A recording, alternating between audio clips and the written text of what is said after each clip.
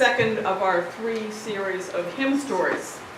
And we're going to hear the stories of 3 men who were born in Massachusetts, who became great hymn writers at a critical point in the history of America. And that was during the Civil War and its ensuing years that were characterized by the Christian revival movement. And that's the reason I chose the pastoral prayer from Henry Ward Beecher. Henry Ward Beecher was also a Massachusetts pastor and alive at the time of the Civil War, and was a Civil War activist himself. So if you're wondering why I had that prayer, that's why. The first hymn, He Leadeth Me, which we just ascertained doesn't have a firm. It was written in 1862, right in the middle of the upheaval and uncertainty of the war. And this hymn poem was composed by a 28-year-old recent graduate of the Newton Theological Seminary.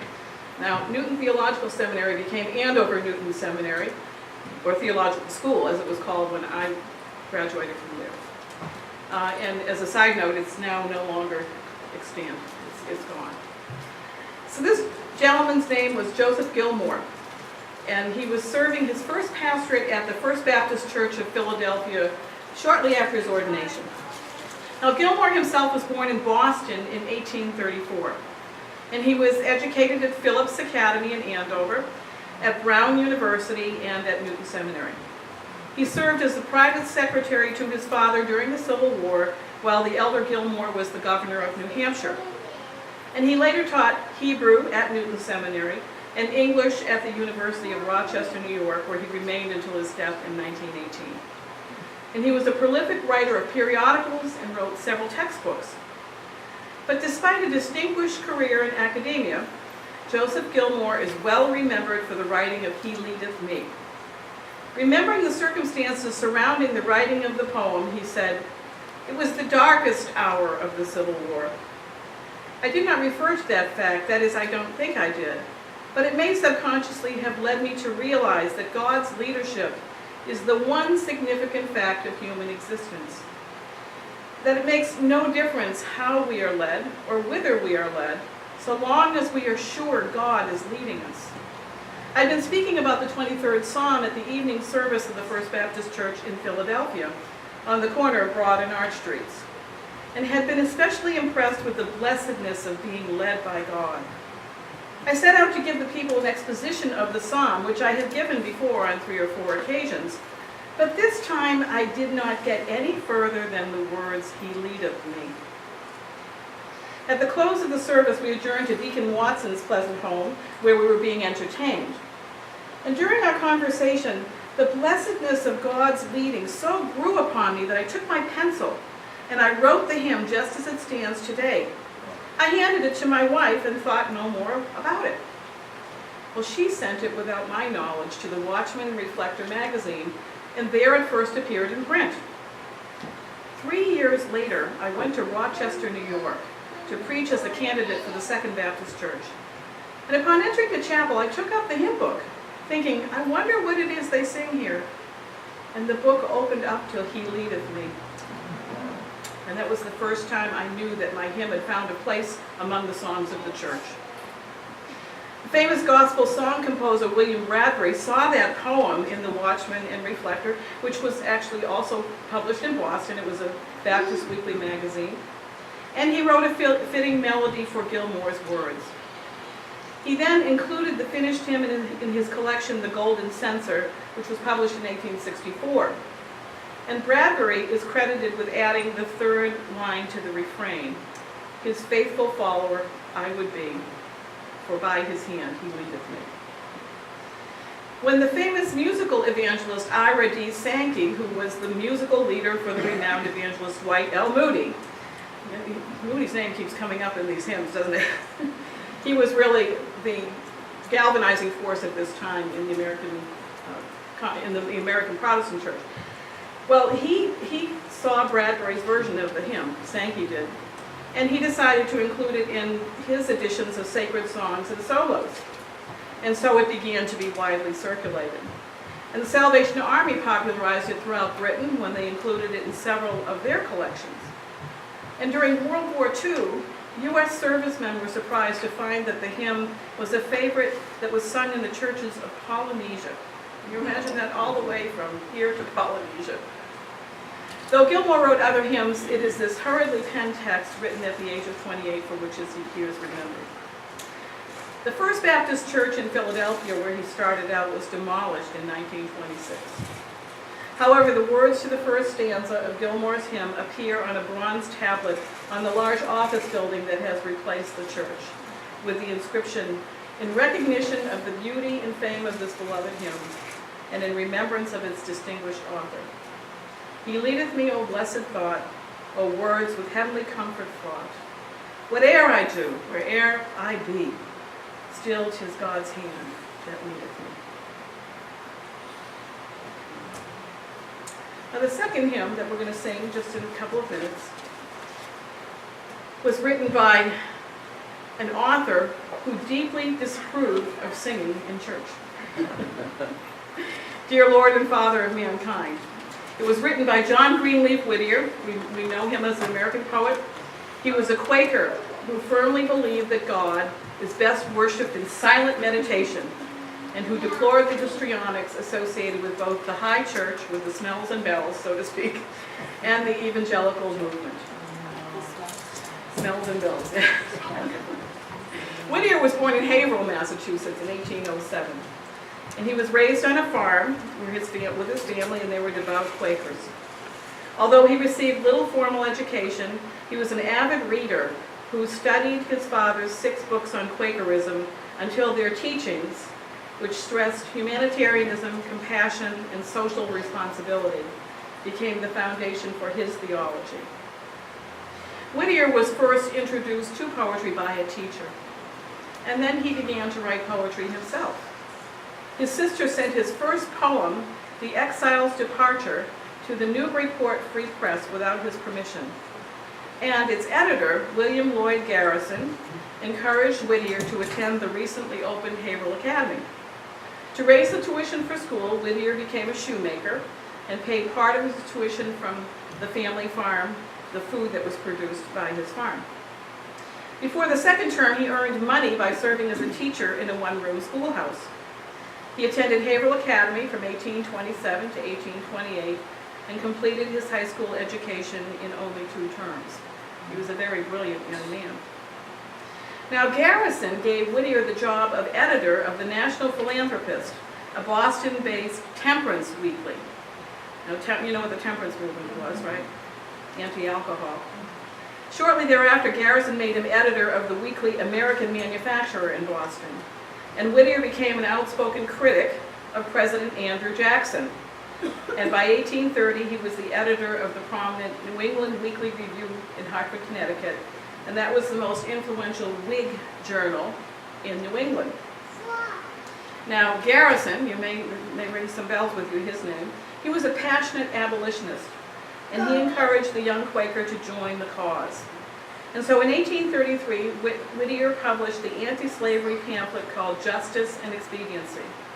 And that had, I don't know if you've ever seen that pamphlet, but it has an etching on the front of a black man that's on his knees and he's in chains. Have you ever seen that picture? It's one that's used widely.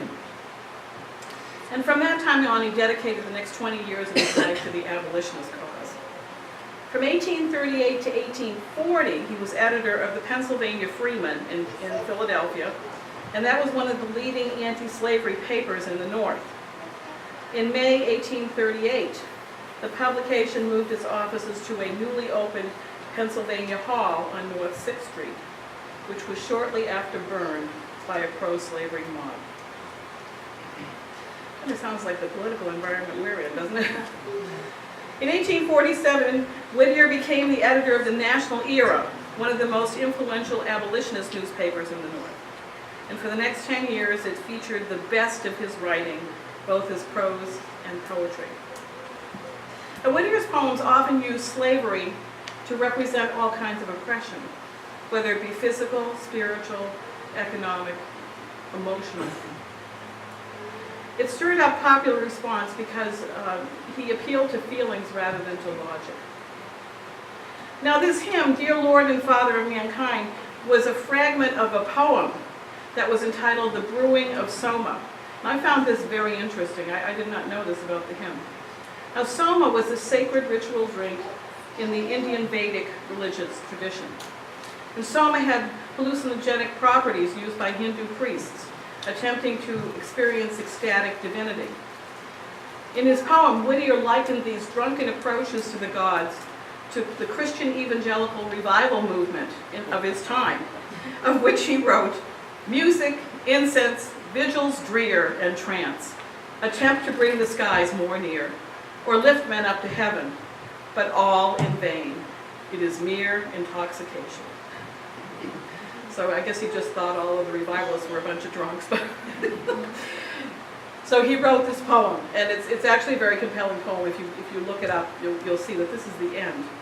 So he drew on his Quaker tradition that God is best found in silence and in peace. And Whittier's poem offers worshipers another way to approach God other than these foolish ways. To be reclothed in the rightful minds which God created in us without adding any false means to comprehend him. Responding to God in the simple trust of his first followers. Receiving God's Sabbath rest in the dews of quietness, in soothing balms that cool all fleshly desires, so that through life's earthquakes, winds, and fires, we, like Elijah, hear God's still small voice of calm. The English Congregational church musician and composer Frederick Maker wrote the pensive music to complement the poem's motif of peace.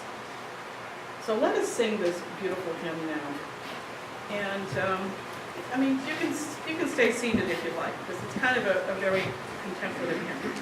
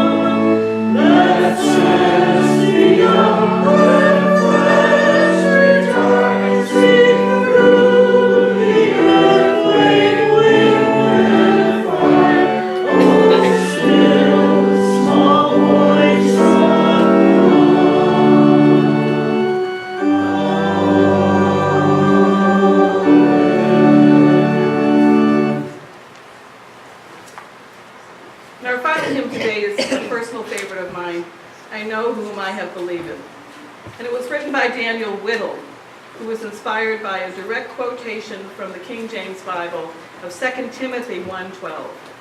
For I know whom I have believed, and am persuaded that he is able to keep that which I have committed unto him against that day.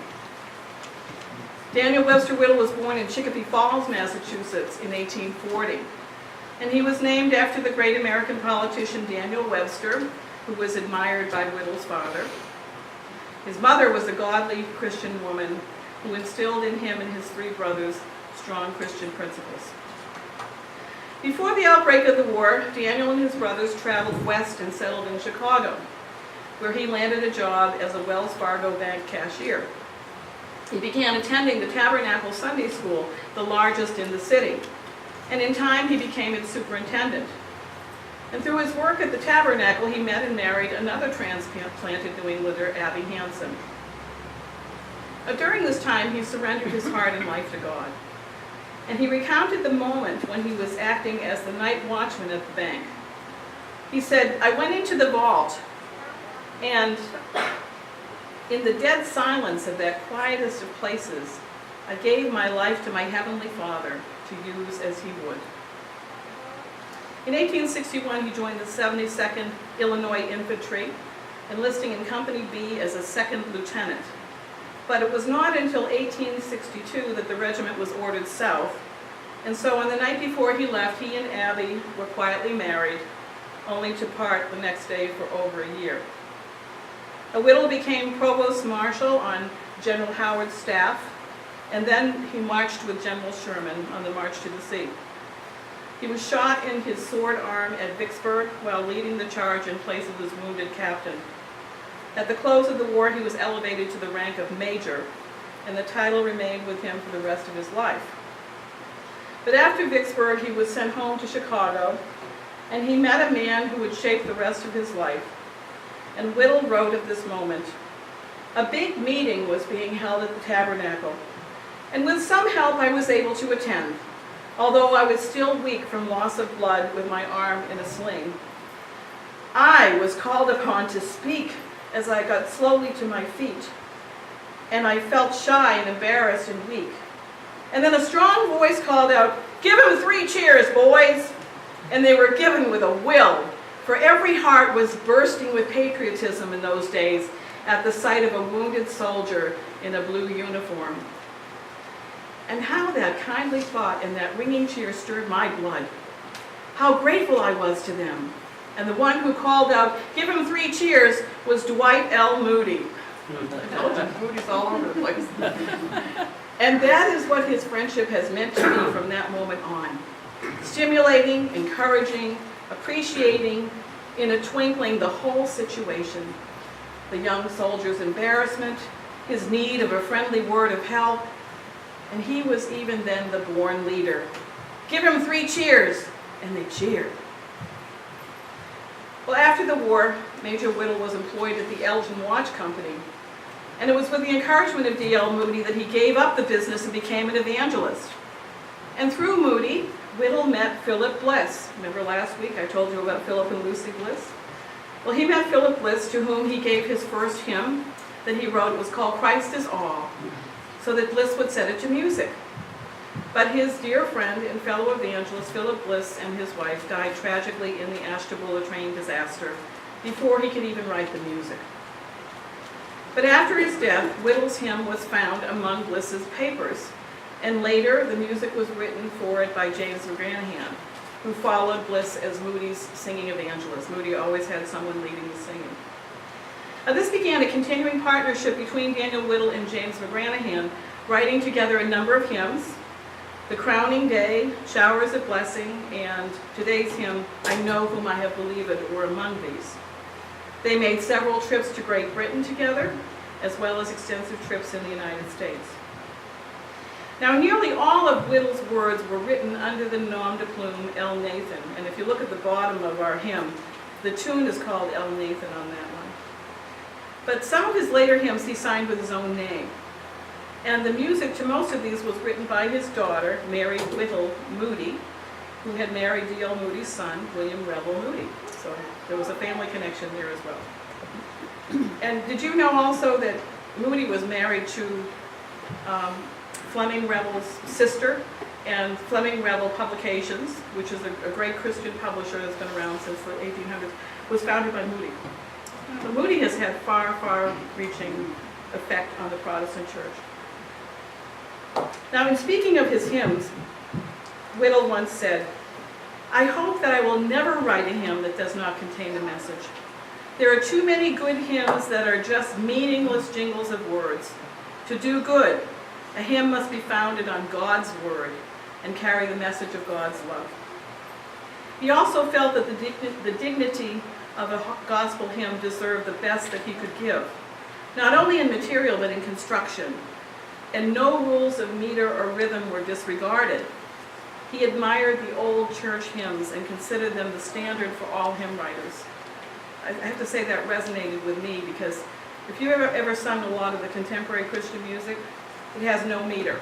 And it drives me crazy, because you'll be singing in one key signature, and then you'll go up a half step, and then the time changes to it. It's very hard to follow. Not like the old hymns. The old hymns were very structured. He composed about 200 hymns, and his friend D.L. Moody said of him, "I think Major Whittle has written some of the best hymns of this century." The last words he wrote have never been set to music. They were composed and dictated a few weeks before his death, during a sleepless night of intense pain. The musical chiming of the little clock by his bedside made him think of the Old Testament high priest, whose approach was warned by the sound of bells on the hem of his robe. And this is what he wrote: "Swift, with melodious feet, the midnight hours pass by. As with each passing bell so sweet, I think my Lord draws nigh. I see heaven's open door. I hear God's gracious voice. I see the blood washed round the throne, and with them I rejoice.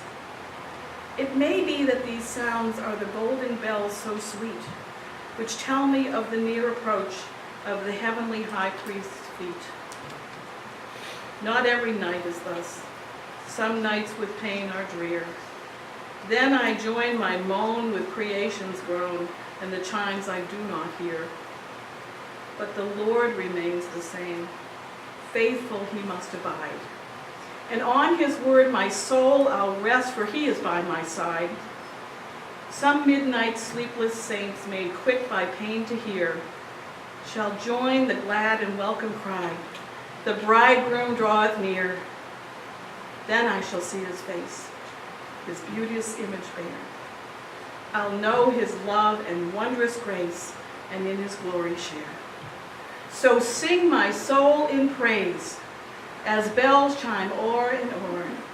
The coming of the Lord draws near, when time shall be no more." Those were the last words of Daniel Whittle. So let us sing this beautiful hymn, "I Know Whom I Believe In." It's on page 362, and I will ask you to rise for this one.